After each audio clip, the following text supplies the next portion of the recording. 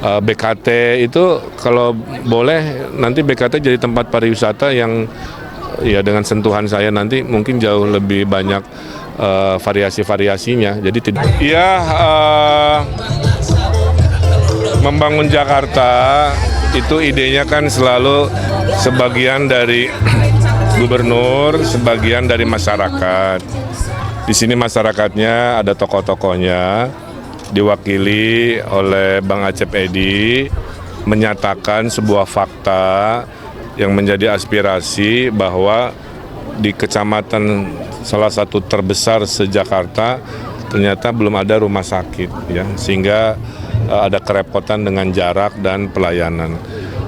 Saya kira tujuan saya jadi gubernur adalah membereskan apa yang menjadi kekhawatiran warganya. Maka kalau begitu Cakung nanti jadi prioritas pertama adalah membangun fasilitas kesehatan rumah sakit, ya. Yang kedua, aspirasi-aspirasi dari Pak RT tentang KJP yang datanya mungkin harus diupdate, ya, karena banyak yang dapat, banyak juga yang belum padahal sesuai dengan kriterianya. Yang ketiga tadi masalah pekerjaan, curhatan Gen Z, ya, tentang adanya magang tapi tidak begitu mudah dalam realitanya. Nah, jadi hal-hal tersebut akan nempel di kepala saya sehingga suatu saat kalau kita sudah terpilih, saya balik lagi ke Cakung tentu memberikan jawaban-jawaban terhadap keinginan dari warganya. Memang begitu seharusnya dalam konsep membangun. Saya kira itu, ya. Pak tadi juga dapat aspirasi soal zonasi nih, Pak. Ya, sekolah, ya. Nanti kita cari tanahnya, tapi sebenarnya saya punya gagasan, kalau tanahnya betul-betul nggak ada, itu SMP-nya bisa direnovasi menjadi SMP dan SMA. Kalau swasta bisa, kenapa negeri nggak bisa? Paham, ya? Nah, kan swasta juga begitu, kadang-kadang swasta tuh SD-nya di situ, SMP-nya lantai berapa, SMA-nya lantai berapa, kan? Sementara negeri rata-rata kan beda-beda lokasi. Kalau lokasinya jauh dan susah, nanti gagasan inovasi SMP SMA dalam satu lokasi bisa kita jadikan satu solusi kalau tanahnya nggak ada.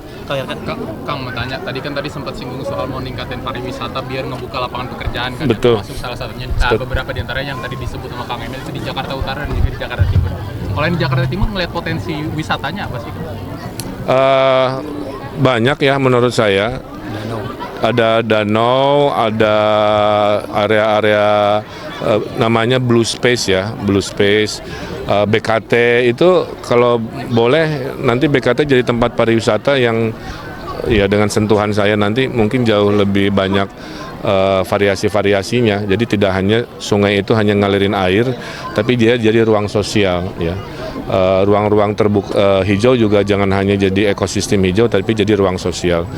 Itu nanti salah satu inovasi Ridho adalah memperbanyak ruang-ruang publik dan nanti ada aktivitas ekonominya. Tambah ada pasar malam, kan, dan lain-lain. Jadi timur rame, barat rame, utara juga rame. Soal penambahan dana 1,2 untuk RT RW yang berprestasi, kan mungkin boleh dijelaskan lebih lanjut soal program? Ya, itu mah sebuah upaya aja agar kualitas proposal 200 juta per RW-nya itu bagus. Nah, ada 10 RW dari 2.700-an sekian, kita kasih tambahan aja sebagai insentif bahwa kita menghargai RW-RW yang kegiatan pembangunannya berkualitas. Kali 10 RW mungkin per tahun hanya nambah 10 M, ya, untuk memberikan hadiah kepada RW yang programnya bagus. Mudah-mudahan RW-nya di sinilah salah satu. Ini menjelang debat besok nih, Pak, ada strategi khusus untuk meningkatkan elektabilitas kembali atau seperti apa? Ya kan, sempat turun kemarin di 2 survei, kan, mungkin. Turun di 2 survei yang mana? Ya, LSI sama Poltreking. Poltreking kan naik. Oh, naik, ya, Kang, ya? Iya, mungkin berarti boleh belum update. target di debat kemarin. Saya sampaikan begini, ini berkali-kali ditanyakan terus, ya. Mau surveinya nggak bagus, jawabannya saya kerja keras, meningkatkan belusukan dan lain-lain. Kalau surveinya bagus, jawabannya juga sama, tetap kerja keras, belusukan, sosialisasikan. Nggak ada bedanya. Survei itu hanya sebuah pembaca mood, bukan penentu takdir. Saya sukanya survei itu hanya membuka bedah datanya, di mana kuat, di mana lemah. Oh, jadi geraknya hanya sebagai peta Google bahwa kita kuat di mana, lemah di mana. Saya kira Itu aja. Jadi kalau nanti keluar survei lagi, Kang tanggapannya gimana? Jawaban saya insya Allah sama, kerja keras sampai akhir waktu. Persiapan debat pilkada besok gimana? Program apa yang ingin ditonjolkan kesejahteraan? Ya, itu mah buat besok. Yang paling utama adalah insya Allah 1 juta lapangan pekerjaan dalam 5 tahun. Amin. Oke ya? Sempat sore pembangunan memang seberapa penting untuk di wilayah Cakung sendiri? Kalau saya lihat pembangunan Jakarta Timur memang Cakung seperti tertinggal ya. Jadi dari 10 kecamatan yang ada, kita ini Cakung kan paling banyak jumlah masyarakatnya, hampir 560.000 gitu loh. Dari beberapa generasi sebelumnya gubernur, seolah-olah rumah sakit di Cakung ini kayak di nomor sekian kan lah. Jadi insya Allah dengan adanya Bang Ridwan Kamil, kami minta komitmen sesuai dengan fakta integritas untuk menandatangani dan segera memprioritaskan pembangunan itu. Emang dari kapan Bang itu rencana mau niat ada rumah sakit ini sebenarnya? Itu sudah hampir 10 tahun yang lalu ya. Itu sudah ada lahannya, kemudian konsep pembangunannya cuma menjadi wacana terus. Saya khawatir kalau memang tidak diangkat di dalam media publik, ini akan menjadi hanya sekedar kiasan saja. Jadi Apa sih Bang yang jadi alasannya selalu jadi wacana selama ini yang nggak pernah terwujud akhirnya? ya, hampir kebanyakan banyaknya oknum ya, oknum birokrat yang mungkin memprioritaskan RPtra dan RPtra terus gitu loh.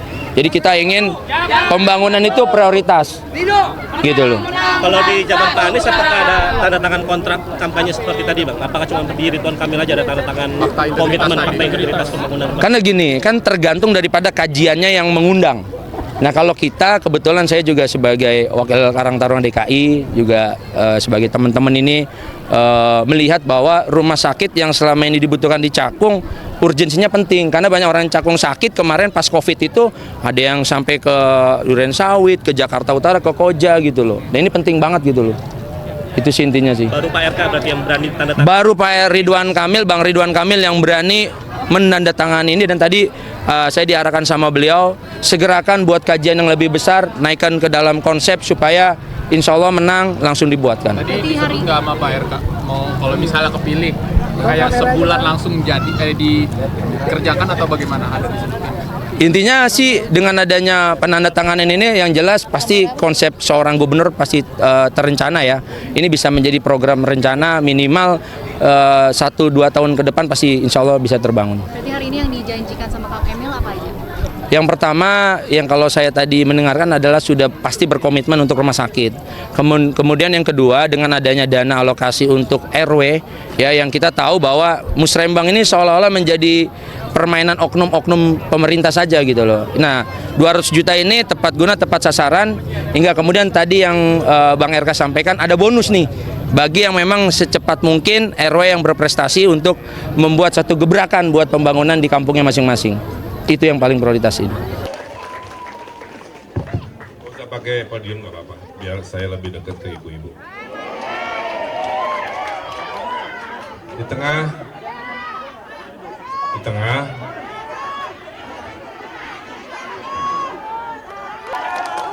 Ya, assalamualaikum warahmatullahi wabarakatuh.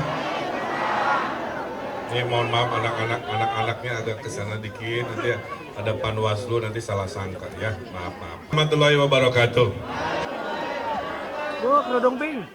Daun salam daun talas, makan kentang makan nenas. Yang barusan jawab salam dengan keras, saya doakan hutangnya lunas. Amin. Yang teriak korban pinjol banyak kayaknya ya.